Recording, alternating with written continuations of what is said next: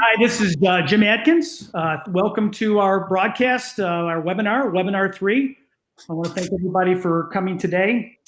We're going to go through this fairly quickly in material, but we're going to try to hit as many interesting topics as possible. First of all, I want to welcome everybody to webinar 3. This is called So You Think You Are Ready. This is the third in a 4-part series that we have been putting on throughout the summer. And I want to introduce our team that we have here today that will be giving you some interesting information. From Artisan, we have myself, Jim Atkins, I'm going to moderate.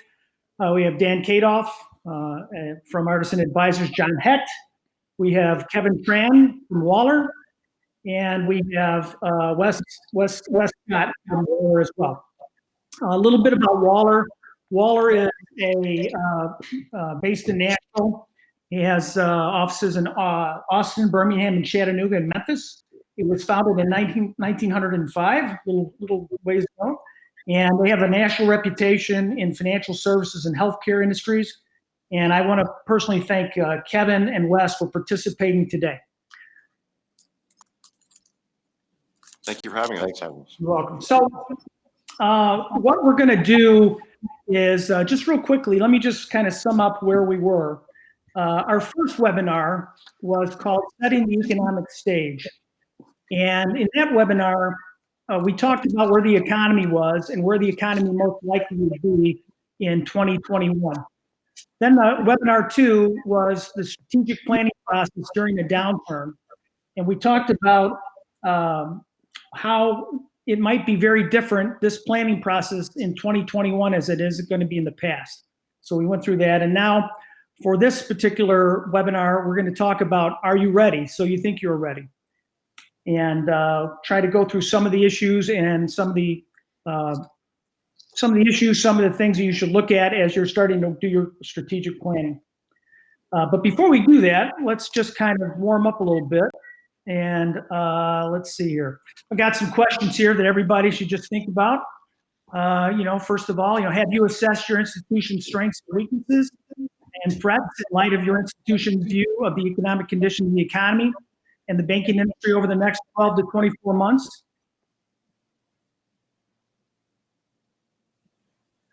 Another question to think about, in light of the pandemic, have you assessed the level of your capital? Another question, have you assessed the impact of COVID-19 on your asset quality? Will the regulatory environment change in 2021? I like that question. That's an interesting question. And will product and service delivery methods continue to change? But before we get into the plan in the meat of the presentation, I want to give you a little bit of idea of how we look at it at Artisan. We believe the best way to begin framing up a strategic plan into an actionable document is to perform an in-depth SWOT analysis. But we take a little bit of a different approach to SWOT, and by extension, strategic planning at Artisan. Our approach is driven by what our regulatory friends call CAMELS, which is capital, asset quality, management, earnings, liquidity, and sensitivity. So with that, let's get into the C of capital, C of the CAMELS, which is capital. John, talk about CAMELS' approach to planning and what you would do first to launch the process. Yeah, thanks, Jim. The very first thing that, in any process like this is, you really want to go back to your strategic plan and assess each of the items that you believe defines your institution's strengths and what really has differentiated you from others. When you consider each one, really, like, the questions laid out, ask yourself, how has COVID affected each of your bank's strengths, up, down, no impact? And then, when you look at COVID in particular in this, how a health crisis has really transformed into an economic crisis, I think really, the first thing I would do is really say, this is COVID-19 is really more of a disaster in essence, where you really need to look at your business continuity planning. And, it's clearly been a disruptor And that's been a big challenge for a lot of institutions here to maintain their level of service and staffing for everything that they offer to their customer base. And I think one thing is certain, that when the regulators do come in to visit, they are going to be looking at what you've learned from the pandemic, how it's impacted your continuity, how you dealt with it, and updated your business continuity plan. I think those are some very, very high level things that I would at least start with, is just do an assessment of how has that impacted each of your strategic planning strengths. Dan, in launching the CAMEL process, what would you recommend?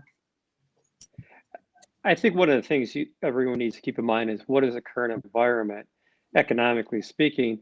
We have the Federal Reserve; they're on board saying that interest rates will be held to or near 0% through 2023. So it's going to be a different dynamic as we go forward. Now, granted, a short-term Fed funds rate is not the only rate that matters. There's a lot of rates out there, but we need to consider that in our modeling. As we do our interest rate sensitivity simulations, we need to look and say, how is this going to impact us on all the major components of our balance sheet, on the asset side, the securities, the loans, and on the liability side, our deposits, and our funding. And what tweaking may we be able to get accomplished to enhance our earnings or to reduce some of our risk? We want to do that in an easier manner. Second item that I'd like to remind people is, with COVID, we had kind of a free pass as it related to loan mods on a temporary basis. That free pass is pretty much gone now. So that will be an area of concern for us as we move into next year. I think we need to be very diligent in our review of our strategic plans, as well as what we're going to do next year. And we take each step one at a time, look at it, assess whether that action that we want to take is actually relevant and necessary, or do we need to refocus? Thanks. Thanks, Dan. Staying with capital and a little more focus, Dan, while you're warmed up there, in assessing capital, it's important to know how your capital levels and your ratios compare to peers and competitors. Assuming your capital is adequate or near below or close to peer levels, what would you recommend to your board? First, I took a step back to say we're most community banks I'm defining here at June 30 are those banks from 100 million in assets to 3 billion in assets. And total tier one leverage basis, the target is basically 10%. But if we look at June 30th compared to what happened to that group of people from June 30th, 2020 compared to year-end 2020 or 2019, we saw capital ratios shrink by 53 to 75 basis points, largely due to the fact that their loan growth more than doubled than what it was at the end of 2020. So we have those issues to understand as we look at it. We know that a lot of banks were heavily involved in the PPP program, which is good news in terms of helping our customers, being available to them. And now the strategy may be is, how many of those can we get through, applied for debt forgiveness, and have those assets removed off our books to alleviate some from potential deterioration down the road, albeit they may be insured by the SBA, but there's still workout issues. And if we don't have to work out issues, that's a great thing. One last thought is, as we saw with the Great Recession, capital was king. Now's the time to preserve capital, strengthen it. We need to be prepared for the worst, and we need to hope for the best. So, back to you, Jim. John Hecht, any comments? Yeah, I think I think Dan really hit it. That adequacy of capital is such a critical issue. It's really existential, and right now, banks kind of went into this crisis with strong levels of capital. But I think, like the Great Recession, we're all going to be tested, and in this case, stress tested as we come out of relief periods, so that additional levels came in as part of the Great Recession in the form of capital conservation buffers, which were meant to preserve that capital base and protect depositors. And some things I would be doing right now is re-examining the risk environment, look at your stress factors that could lead to an erosion of earnings and capital. Really kind of ask yourself, how confident are you in the stress testing and the capabilities? Are you just looking at a single dimension, or are you looking at a multi-dimensional stress? Because if we've learned one thing, this crisis has a very uneven effect, even within geographies and within industries. I think the better your analytics to drill into your loan portfolios, the better. And being data driven is something we would strongly recommend. If you don't have good analytic tools in your credit department, you should really consider looking into that. And then what I like to do is say, all right, so we stress test capital. Do you still have sufficient capital to support asset growth, to take advantage of opportunities? If we come out of this coronavirus and things really heat up again, kind of where they were prior to the pandemic, what level of asset growth could capital support? And if you really you can calculate what you have, and at the end of the day, if you have that strategic layer of capital, you're going to be really well positioned to take advantage of those opportunities that do position themselves. And on the screen here it's really kind of the best definition of capital is that it's the reserve for the unexpected. And my dad used to have a saying, expect the unexpected. I think it's great advice for a time like this, that strategic layer of capital, aside from being as cheap as it's ever possibly been.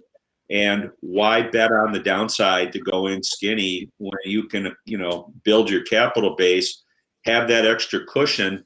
It gives you a lot of flexibility. So, those are things that I really feel are, important aspects you should be thinking about capital raise. And, even the team from Waller may even have some ideas and, how best to go about that. But if there ever was a time, every CFO worth their salt should be looking at, issuing as much capital when it's cheap as long as possible. And that would be my recommendation right now. Thanks. Before I bring in Wes to talk about capital, real quick, Dan, what are your thoughts about, assessing capital stress testing? Certainly, it's a big thing with the regulators. Every time we go into one of our projects and it's a regulatory issue or something, and we know that the regulators are always looking for these stress tests. Give me a little insight into what you think and what that is. What do you think about that and how important it is? I think it's critically important to be prepared to stress test your balance sheet, see how your capital holds up through those stress tests. We know that the largest banks in the country are required to do stress testing. Recently, the vice chairman of the Fed spoke at the Hoover Institute, and he had three main focuses for the Fed regulators going forward. One was stress testing, and specifically of commercial real estate, residential mortgage lending, and consumer loans. Those are areas that community banks are heavily involved in. So be prepared for that. The second focus point was capital preservation. A lot of the large banks have essentially been required or directed to curtail the excessive repurchase of shares, as well as levels of dividends that are being paid out. We've seen, even for our own clients, that people have taken steps to preserve capital, which I believe is always a good thing. And the third focus item this regulator spoke about, was the NBFIs, or the non-bank financial organizations, who are heavily dependent upon liquidity from the banking space. And many of those firms are struggling, and it gives concern to regulators as it relates to how banks do business with them and vice versa. So it's important. And I also want to note that we have clients in our portfolio that are doing regular stress testing. And not all of them will follow the exact same format the larger banks do, but they need to do that. They have done it. So it's one of the tools in our toolbox. We can assist with that. Thanks, Dan. Wes, you're expert in all things capital. What do you think about the capital markets next year? What will they look like? What options can bankers have to meet their capital needs, whether those needs are growth oriented or preservation oriented? And just what do you see from your world, from your perspective for next year in regard to capital? Certainly. Thanks, Jim. Like Dan and John, I too believe that capital is king. Why is that? It's a relatively simple question that has a easy answer, but I think since we're all here, it's worth articulating and exploring in detail. But put very simply, capital is king because it's useful at all times during a business cycle. It allows you to be flexible. It can buy you time in critical circumstances, and it can cure a variety of ills. I mean, clearly today we're living in uncertain times where volatility is the norm rather than the exception. As we talk today, we're in the midst of an election cycle. COVID cases are spiking. There's no guarantees that the government is going to be issuing stimulus relief, and if so, in what form and what amounts. The recent turbulence in the stock market is a prime example that these issues are having daily impacts on the economy. For instance, the VIX yesterday surged above 40, its highest level, I believe, since mid-June. But today's GDP report showed record annualized growth of 33.1% for the third quarter. So on a daily basis, it's really a mixed bag out there. As an initial matter, every bank, even healthy ones, I believe, should have a comprehensive plan for raising capital that works in tandem with its strategic plan and its enterprise risk management system. If you don't have one, I would highly recommend that you reach out to our friends at Artisan, and I'm sure they'd be glad to assist you in those regards. But along those lines, in more normal times, I would advise our clients that they need to have an appropriate amount of capital. What do I mean by appropriate amount of capital? Very simply, I think it means, given the unique characteristics of your particular bank, that you have capital that allows you to comfortably satisfy your regulatory capital ratios, implement your strategic plan, and weather any unexpected storms. Currently, however, in this environment, I'm advocating for what I like to refer to as safety capital, which I view as an appropriate amount of capital, and then a good deal more. Personally, I haven't seen a form of capital that I don't like. Now, I've heard people refer to that as hoarding capital, but in the current times, I believe that having a little too much capital is prudent, not only from a business perspective, but also assisting boards and management in fulfilling certain legal obligations that they have. And it also affords you the benefits, that I discussed at the top. Now, when I think of ways of deploying capital, I view it along a spectrum, ranging from those that allow banks to survive to those that allow them to thrive. And more defensive uses of capital include those that are designed to shore up capital inadequacies, avoid regulatory issues, offset credit losses, assist with loan mods, and supplement lower or anemic earnings. Offensive uses of capital include engaging in M&A activity, organic growth, reinvesting in your business, such as bolstering your cybersecurity, paying dividends, repurchasing debt with higher service costs, and conducting share buybacks. Now, if you're one of the banks that find yourself on one of the extreme ends of the spectrum, then likely you're going to be playing offense or defense most of the time. However, if you're like the majority of banks, probably finding yourself somewhere between the two poles, having sufficient capital that affords you the opportunity to play both offense and defense, depending upon the issue of the moment, that flexibility is simply invaluable. So what are we seeing now in the way of raising capital? Looking back to 2019, but really in the last 6 months, we've seen a flurry of offering activity. According to the S&P Market Intelligence, in May 2020 alone, banks, I believe, issued somewhere around $21.5 billion in senior debt, subordinated debt, or preferred equity, which year over year from May 2019 is up from $6.5 billion And frankly, it's the highest level I think it's been since May 2009, when banks raised over, I believe, about $47 billion in capital. In terms of dollar amount, senior debt was the most common form of capital raised for banks, followed by preferred equity, followed by subordinated debt. Now that surprised me a bit, but I think that's because by terms of sheer volume of offering transactions, subordinated debt likely led the way, albeit in lesser amounts. And frankly, all this is in the face of volatile market conditions, which normally delay or derail offerings. So I think that lends credence to the fact that the market is hot, it's open, and if you need capital, now is the time to strike while the iron is hot. Why are offerings of debt and preferred equity favored at the moment?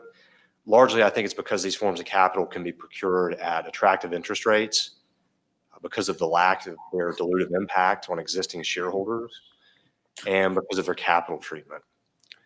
As Dan alluded to earlier, with the Fed announcing that it intends to keep interest rates low through 2023, these forms of investment are relatively safe and stable because banks are so highly regulated, but also because they offer a higher rate of return than other investment vehicles.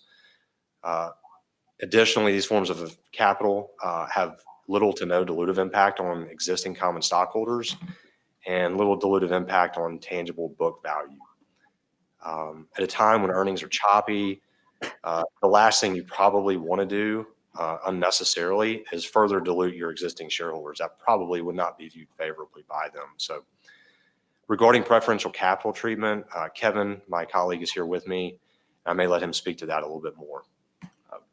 Thank you, Wes. And as he just explained, issuing debt can be an attractive option for banks because of their defensive and offensive capabilities. And much like Wes mentioned, with the lack of a dilutive impact on existing stockholders, you're not handing out voting or control rights by issuing a debt, especially sub debt.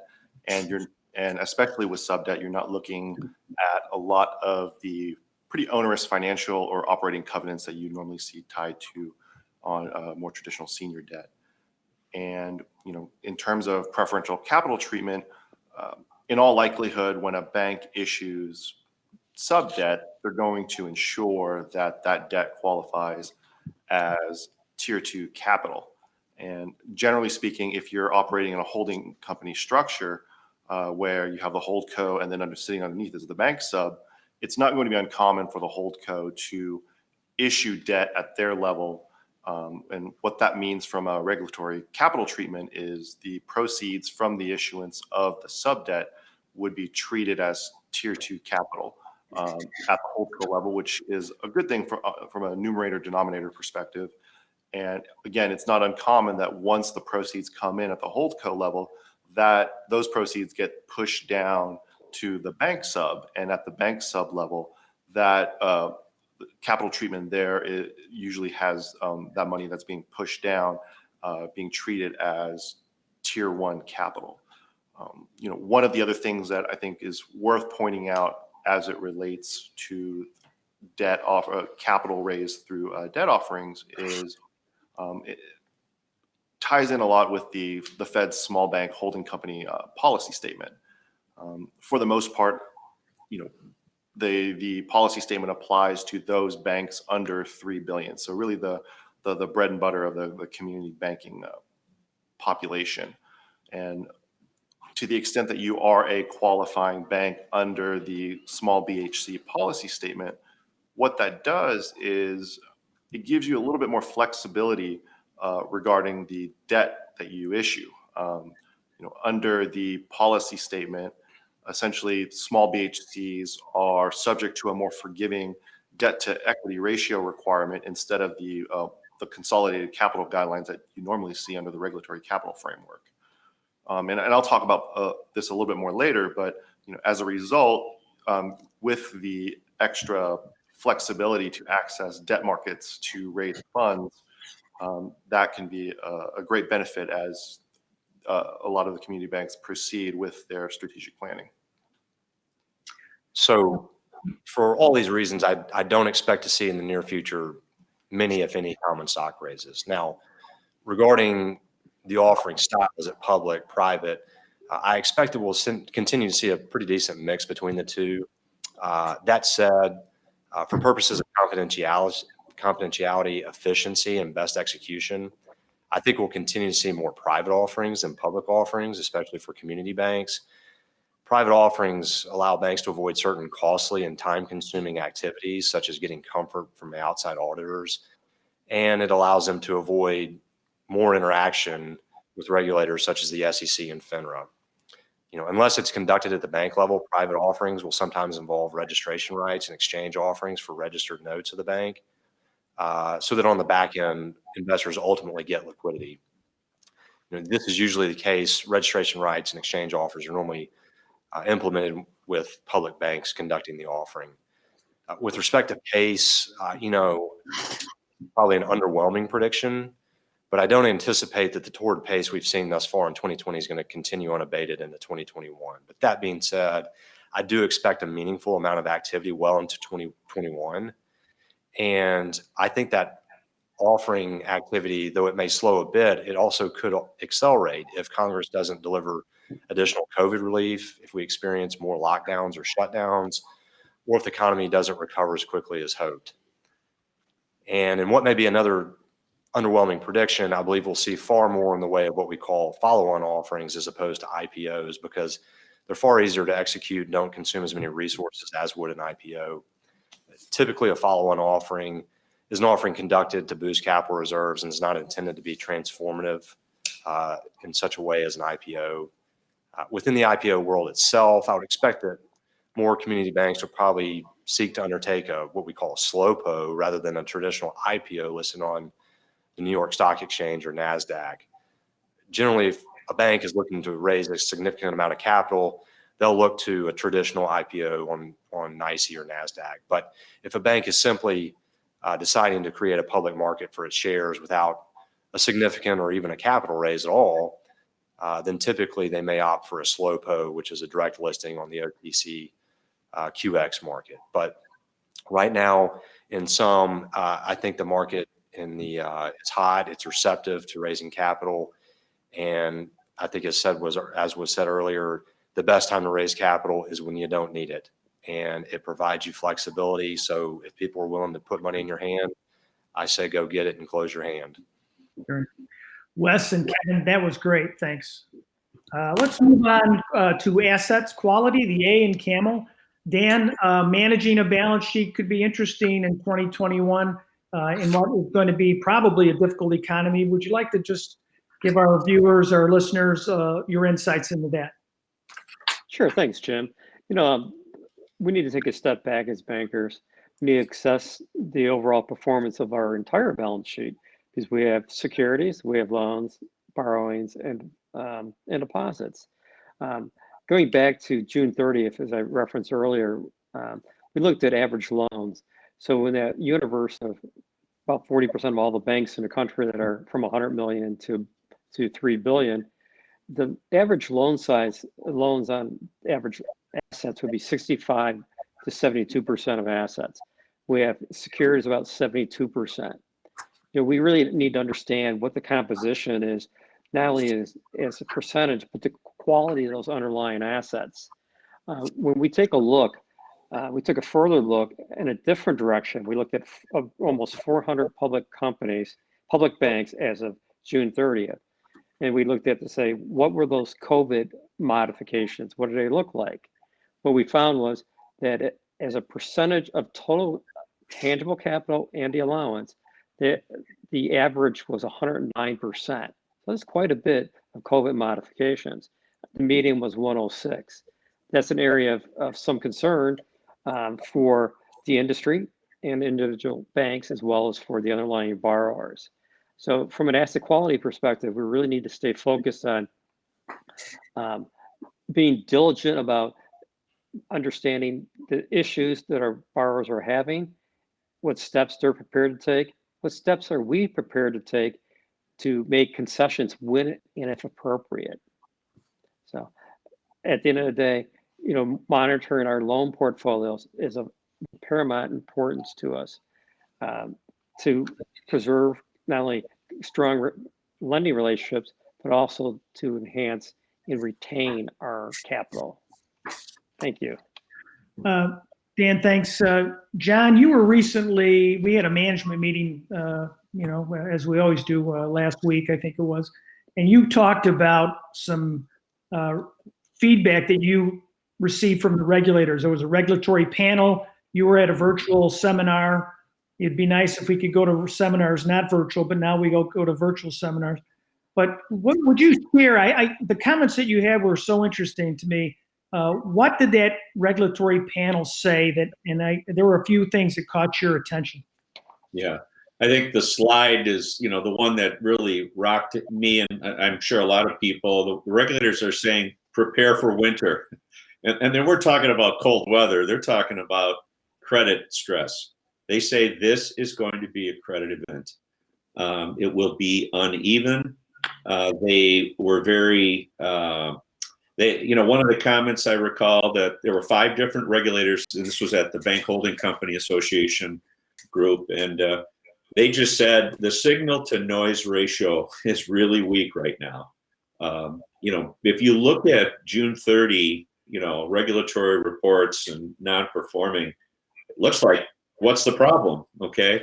And they're just saying with stimulus, with CARES Act, restructuring, modification, deferrals, there's really very little current recognition. It's like everything's being kicking the can down the road, I think one of them said.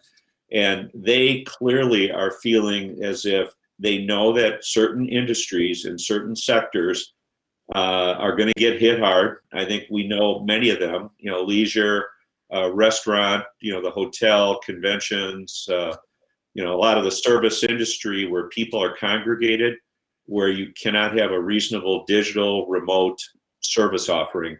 They just said it's going to be rough.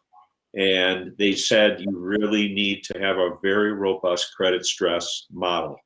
And even, very different in a multidimensional sense, that you could look at a restaurant in one community versus in a downtown urban area versus a rural or community area, and they're going to have very different performance, especially given the local municipalities, the health department regulation, lockdowns.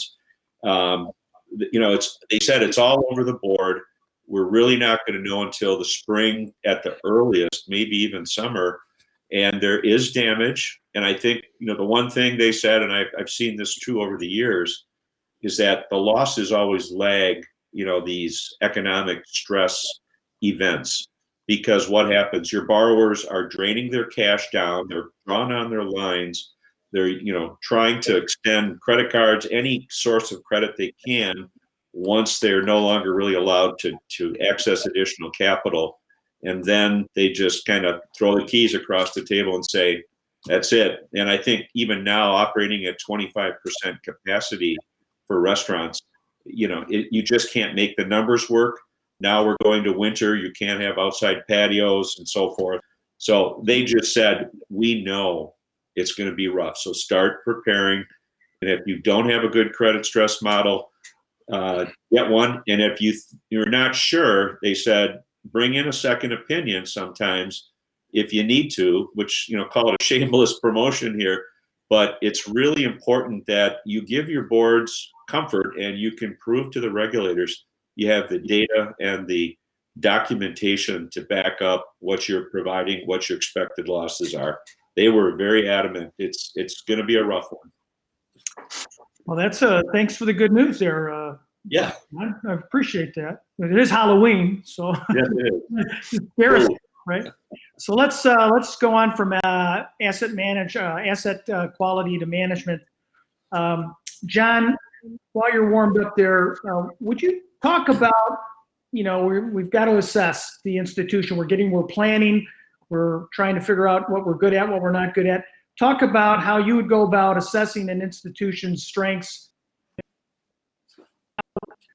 Yeah. And maybe touch on how sometimes those strengths can become weaknesses. Yeah. Well, let's just kind of look at a couple examples here. Let's say your strength was an impressive retail distribution network and branch system. you've probably been operating in a drive-up only mode or by appointment in lobbies, as many lobbies were closed due to the pandemic. Or let's say you had a very active calling program for your commercial bankers who regularly made in-person visits. You're very active locally and visible in the community. Well, both those models have and will require changes, as well as, banks that have heavy concentration in industries that are negatively affected, like say, if you were big in assisted living, for example. COVID has clearly changed the rules of the game. We've hit a tipping point. It has accelerated digital banking to more and more customers.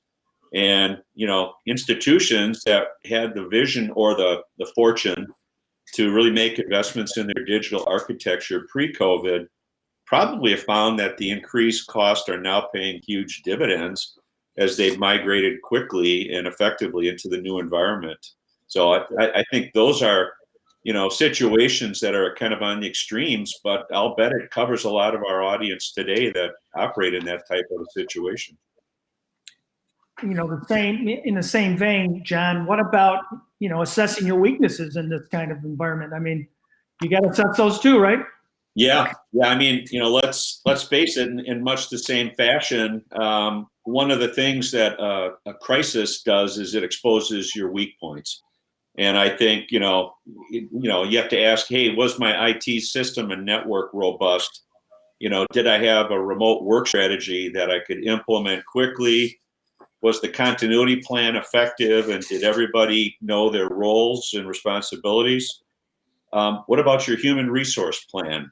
Did it protect your staff, your customers, your vendors? How effective was your communication plan in your communities to let them know, how you were dealing with things and effectively communicating on whatever platforms you could. So I think, weaknesses, again, are always exacerbated. And I think management teams really need to look at, hey, rising tide floats all ships, but when it goes out, the rocks are exposed. Be honest and have those tough conversations about the rocks that were exposed and say, hey, what can we do about them? And, how quickly and how do we prioritize fixing those things that really have limited a bank's ability to serve its customer? Dan, you were talking about balance sheet issues earlier. What if capital is your weakness? Certainly given the comments that Kevin and Wes had, it's going to be a good time to raise capital. But what if you're not in that position? What if you can't realistically do that? Jim, a lot of organizations may struggle with the ability to raise capital. There's the easy way of doing it, going out to the market, whether in a private or public transaction. But sometimes you need to take a step back and assess yourself and say, we can't do that. What can we do? And that may call for the opportunity for a bank to sit there and say, we need to leverage the balance sheet. We need to shrink our balance sheet that will help us get our capital ratios together, or at least help those capital ratios improve. In a way where they're doing it, hopefully they also take a harder look at the weaknesses that exist within the organization and what ones can be either eliminated or mitigated in some manner to turn around and be, for the long term, something beneficial to them. But really, they have some time on their hands as they preserve their capital position to figure out, what am I going to do different for today and into tomorrow? Because if I want to have a future, what I did in the past is not going to suffice going into the future. So I need to be prepared.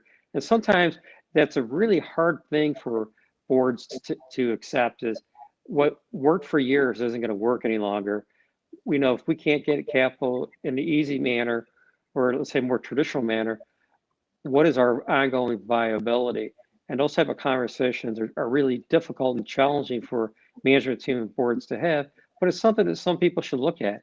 We know that there's more than a few banks out there that probably had past opportunities to possibly be absorbed by larger institutions because they wanted a better premium. The premiums that we saw some years back before the Great Recession were very attractive. They've never rebounded to that same extent, and they could again be paused here. But I think institutions that are stressed from a capital perspective need to be proactive about what actions can they take and judicious about deciding which steps to take first, second, and third. So. Thanks, Dan. Let's jump to E real quick. John, we've heard this many times with our clients about how do you accurately budget in a situation like that. You want to give your thoughts on budgeting in what could be a difficult 2021? Yeah, I think budgeting. It's obviously you need to really kind of take a real mindset that it's not business as usual. I think you have to really kind of take into account the fact that we're in a very flat rate environment, number one, and there's likely to be a tremendous amount of reinvestment risk in a low rate environment, and margins are shrinking, and we're seeing that pressure, especially when you kind of back out the effect of the PPP fee income and other things, and maybe even the extent of pretty substantial mortgage banking revenues. It's not likely that's going to continue. So, as I look into budgeting for next year, I would recommend starting with just the current, flat rate environment and saying that's likely to extend. And that's really what the Fed is saying to everybody. It's going to be long, flat, very accommodative monetary policy. And so in that light, you really have to say, all right, how am I going to replace that runoff? And what things am I going to be looking at to do that? And, what are the risk implications of it? And then, given the fact that we're operating remotely and have been, what lessons have you learned in terms of, your staffing levels, the resources required? Maybe you're looking at, you have some excess capacity because your lobbies are closed, your transaction volume at least is potentially changed to more digital platforms with less human interaction.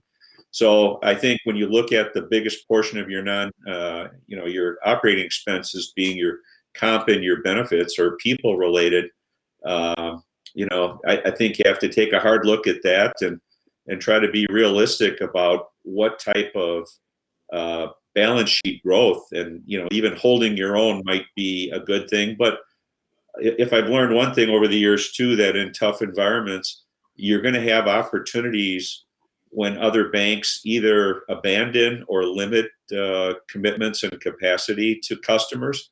And I think that can give you opportunities that you didn't count on.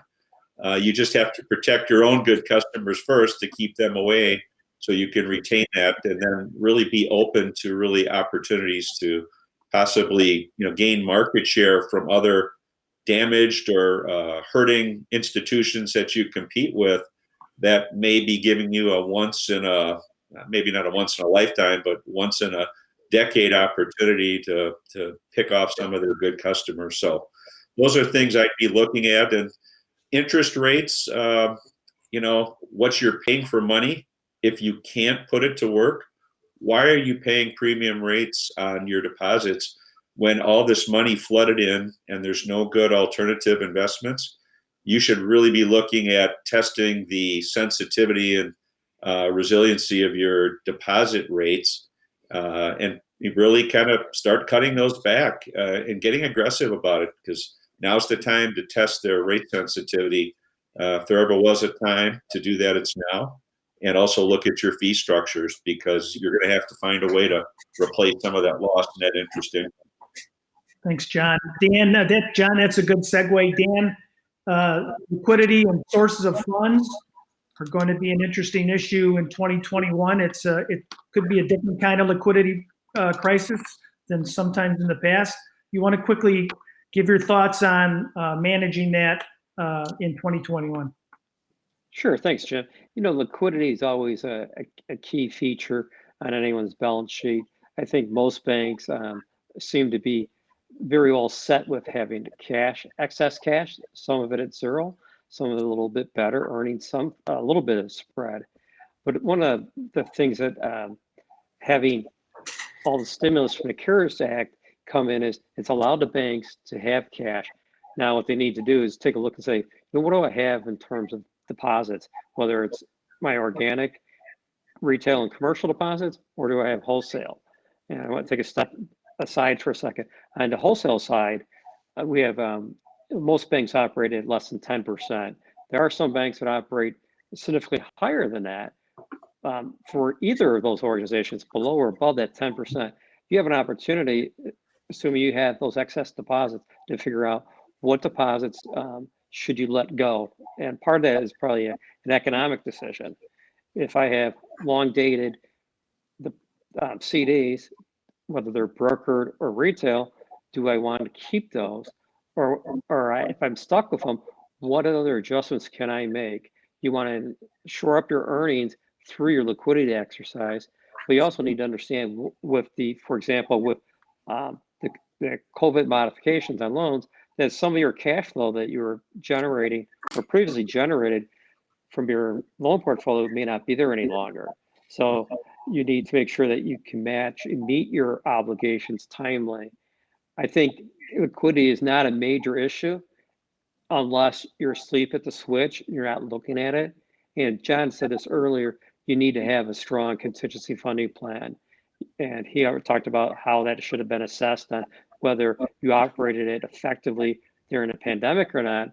What I would highly encourage everyone to do is make sure you've dusted that plan off, bring it current, and test it regularly so you know exactly where you are, if you need to act differently to meet your obligations as a bank going forward. Thanks, Dan. In the recognition of time, we're going to skip over sensitivity, which your comments, your and John's comments touched on that.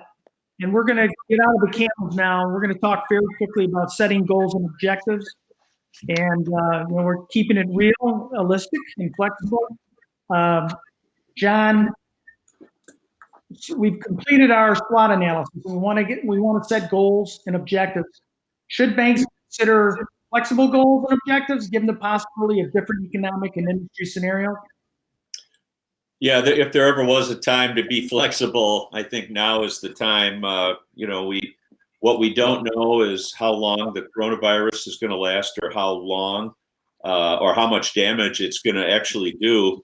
And you think about where we were 9 months ago, and we just had one of the most major influx of liquidity into the banking system since the end of the year, where 9 months ago, banks were looking for funding and fighting for it, and now we're flush and awash with cash. So it's the absolute opposite, and it just goes to show how quickly economic conditions can change. And, and then also, who would have guessed that you're going to have a incredibly robust housing market and historically low mortgage rates?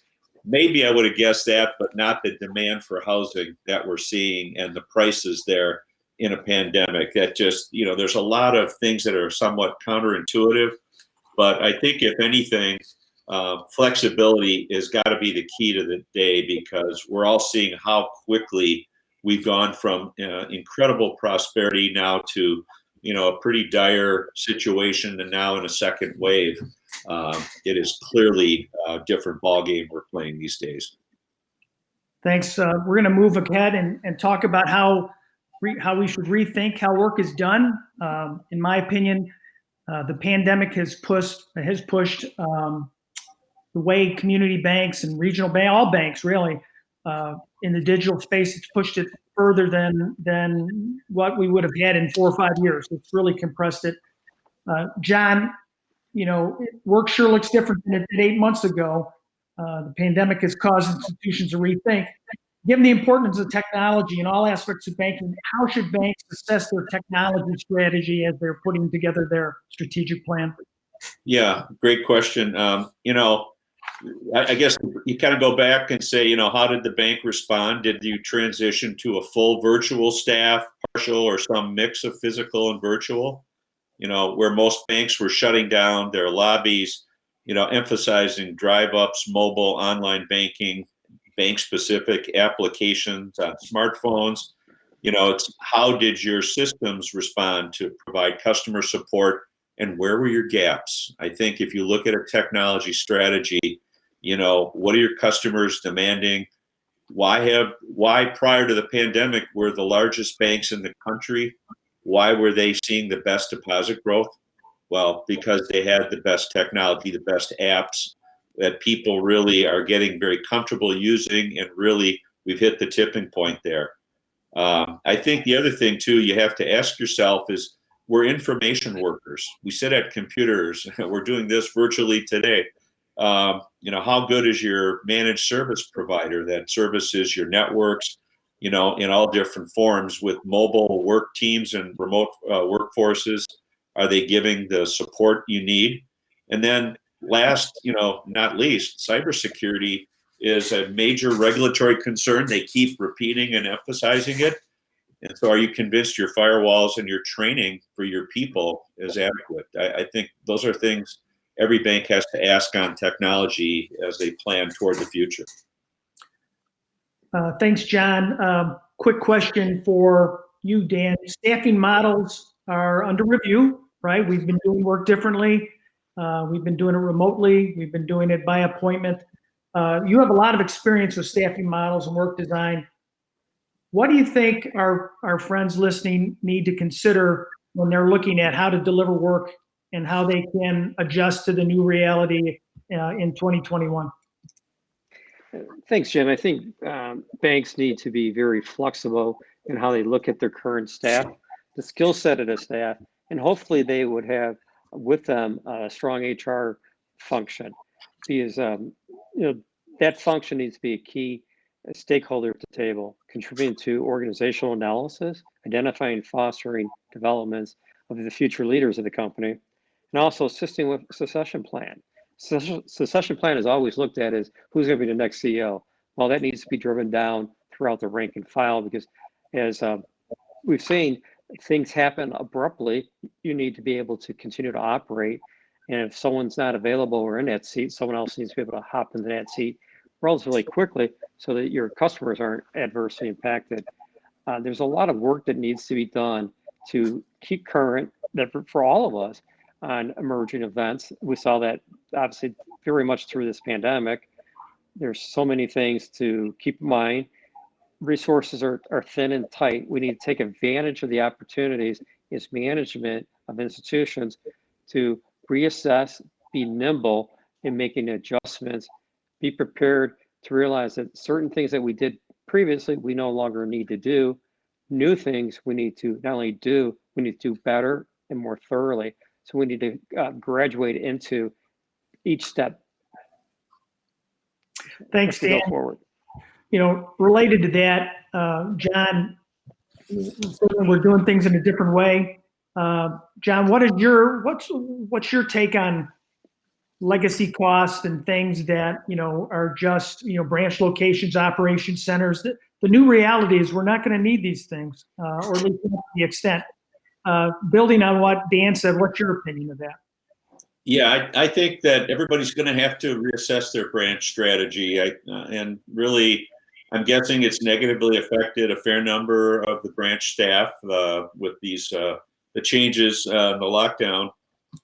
There's probably going to be some staff realignment, reassignments, reductions in force, or attrition-based strategies that are going to be on the table to offset some of the shrinkage in the earnings from the interest rate environment and potential credit loss.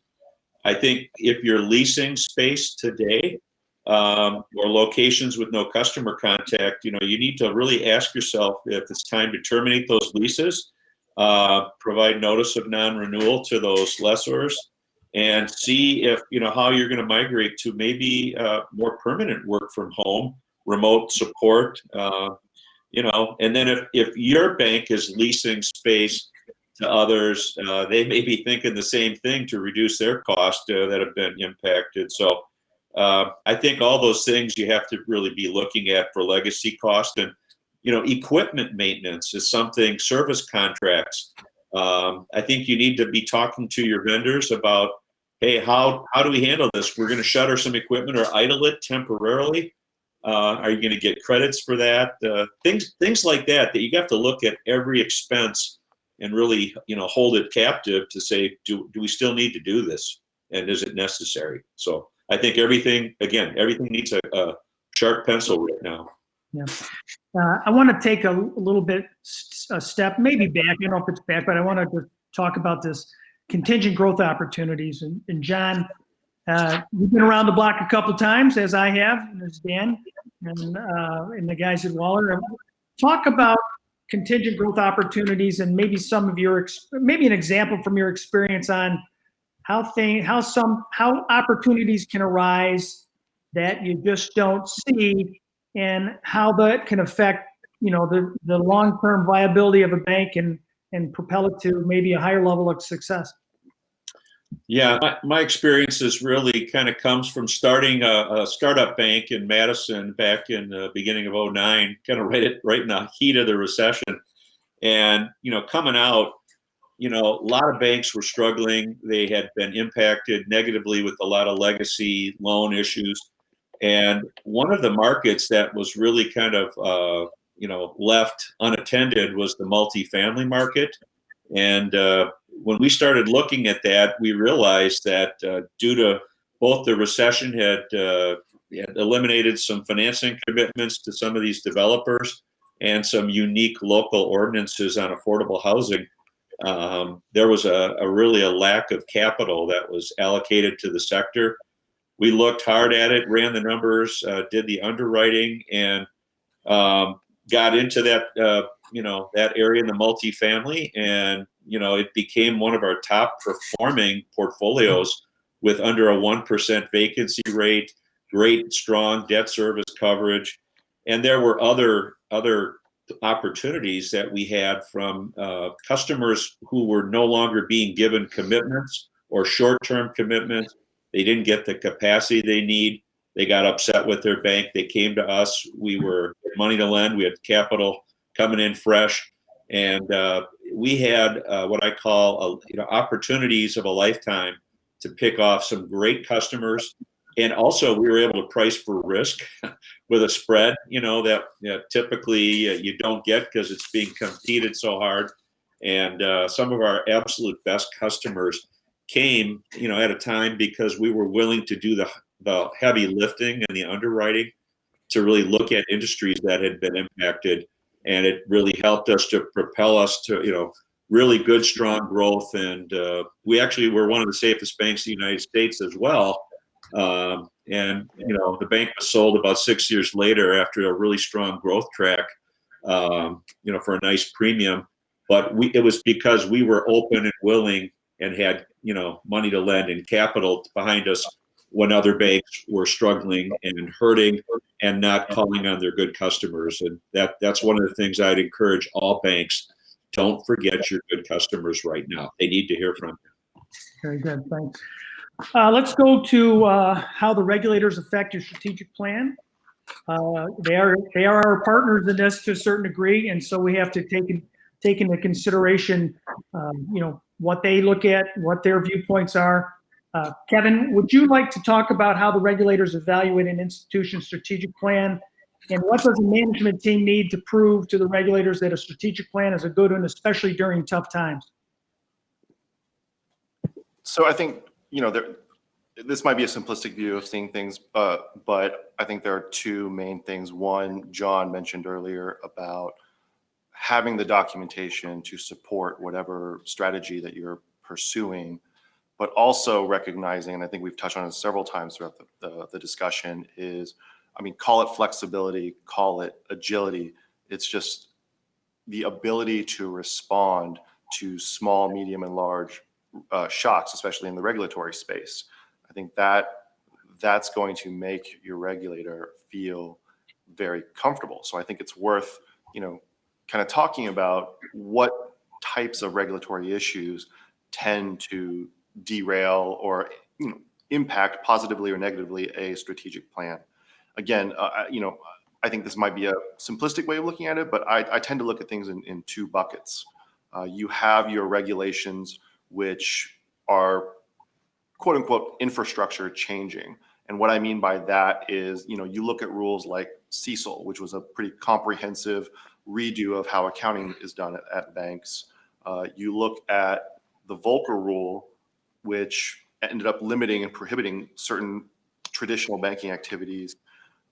You look at the 2018 Farm Bill, again, not a bank regulation, but what it did do was move the needle forward quite a bit, if not all the way, in terms of legalizing hemp. So all of a sudden, what has historically been a prohibited business could become more attractive. So, what you see here are these are the types of rules that either introduce new or prohibit existing activities. And I think, I put forth two, I think, what are good examples of one being a positive. Take the small BHC policy statement. We talked about this a little earlier.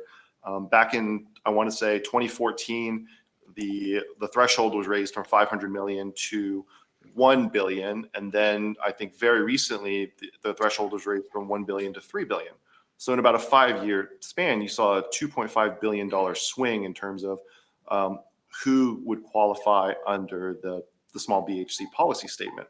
So to the extent that you've been sitting at, $1.5 billion in assets, all of a sudden, a lot of the regulatory obstacles that might have prevented you from issuing sub-debt or taking on some kind of a capital market strategy, they might be available to you now. So you need to have the agility to kind of incorporate and be thoughtful about what new opportunities arise because of regulation. That doesn't mean you actually have to take those opportunities, but you have to be thoughtful and actually think about them.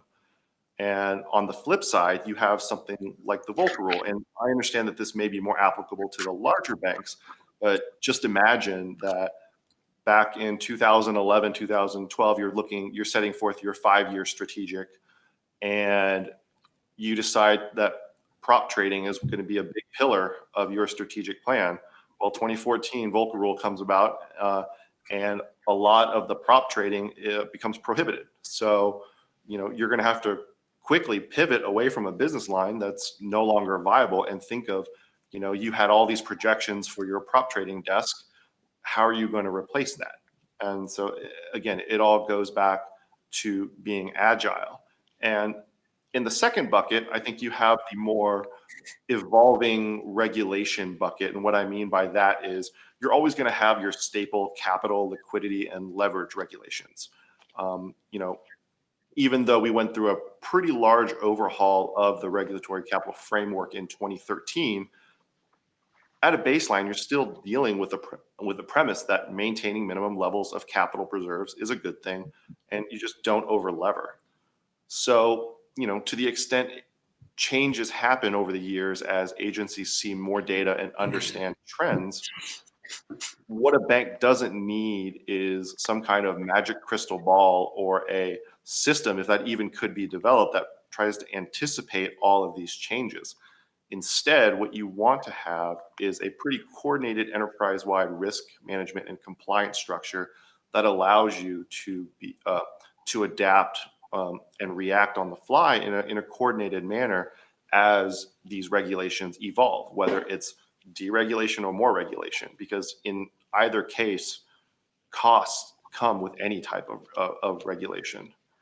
And so I think it's important that it's incredibly important that these banks have a very coordinated risk management culture and compliance culture when dealing with a lot of regulatory changes, whether they're more of the slow evolving kind of traditional regulations or the infrastructure changing kinds. In my experience, it's not uncommon. I imagine you guys have seen this too. It's not uncommon that banks have risk management initiatives that are led by different groups and desks across the business lines. And these desks and business lines have different business, regulatory, and risk functions, which, generally leads to lack of coordination, which leads to a disjointed understanding of regulatory issues. And ultimately what that means is you're going to have a lot of inefficiencies at the bank and potentially duplicative and redundant processes in place, which doesn't really help you. So having a proactive risk management and compliance function, allows you to react and address these regulatory changes, and understand that every one of your business lines, although they might be different, there is a way to coordinate those risks across the entire bank and address these issues and have a coordinated communication system internally and what you say external to your bank. So, going from the regulatory issues that could derail it, I think it's worth talking also about what in 2021 we can expect. And, in the interest of time, I think I'll touch on one right now. And we talked about a lot of the technological developments that COVID impressed and pushed upon banks. And, I tend to agree wholeheartedly that COVID was an incredible catalyst for that development. And I think it's, taking a step back and saying, pre-COVID, I think it wasn't uncommon for banks, especially community banks, to focus on building relationships with their customers and their communities in person in order to drive business, whether that meant finding a new borrower or trying to drum up an additional deposit base. Well, now that everything is remote and a lot of banking is driven by technology, banks are going to have to figure out how to provide services and continue developing business remotely and through technology. But I think it's a double-edged sword, because once you start going down the path of technological innovation, you are very much opening the door to data privacy issues and cybersecurity issues. And I think, and both of those issues very much affect your operational resilience, essentially your ability to respond to and recover from operational disruptions, which, again, I think a lot of those operational disruptions could be and will be based in the technology side of things. So I would say, entering 2021, don't be surprised if the agencies tend to put an emphasis on developing some type of cybersecurity guidance, maybe a rulemaking of some sorts, to kind of create a baseline, if you will, for banks to force banks into developing and being thoughtful about building out their cybersecurity. But that all being said, I think what you're really going to see from a regulatory approach in 2021 is that regardless of who wins the election, so long as economic stress is still there because of COVID, I don't think you're going to see a lot of immediate regulatory change, especially with respect to introducing any type of new regulation. I think the more interesting question is whether or not the statutory relief and regulatory relief that we've seen throughout COVID, for instance, allowing for the forbearance of certain loans, allowing loan mods that aren't considered TDRs now, but in any other situation they would be TDRs. What happens when that relief spigot turns off and we essentially return just to pre-COVID era regulations? What kind of cliff effect that will cause upon banks? And I think that's going to be a very interesting development to keep an eye on. Whether our government will extend a lot of this relief well into 2021. So I'm not so much concerned about any new regulation as much as what are we going to do to either extend relief or address what happens when relief is turned off all of a sudden. Thank you, Kevin. That was a great analysis. In the interest of time, we have a couple slides that I want everyone to, at their leisure, take a look at. We've got some recommended actions that you should take a look at. And we also have some closing thoughts that we think you should consider. And we want to thank everybody. I especially want to thank certainly our attendees, but I want to give a special thanks for helping us with this and participating. Great partners, and give them a call if you have any questions. Actually, if you have any questions of anyone, our contact information is right here. Shoot us a call, shoot us an email. We'll be happy to get back to you and give you our insights. We look forward to the next webinar, which will be on Thursday, December 3rd. And our title will be, "We just elected a president. What does that mean for your institution?" So again, on behalf of Waller and on behalf of John and Dan and everybody at Artisan, thanks so much for attending today, and we'll see you in December. Thank you. Thanks, Jim. Thank you. Thank you.